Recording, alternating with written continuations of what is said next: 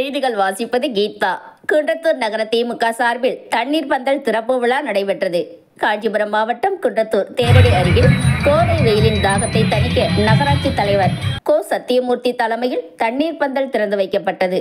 சிறு குறு நடுத்தர தொழில்துறை அமைச்சர் தமோ அன்பரசன் சிறப்பு அழைப்பாளராக கலந்து கொண்டு தண்ணீர் பந்தலை திறந்து வைத்து இளநீர், தர்பூசணி, பனம் நுங்கு, வெள்ளரி பிஞ்சு, மலாப்பழம், பழரசம் ஆகியவற்றை வழங்கினார்.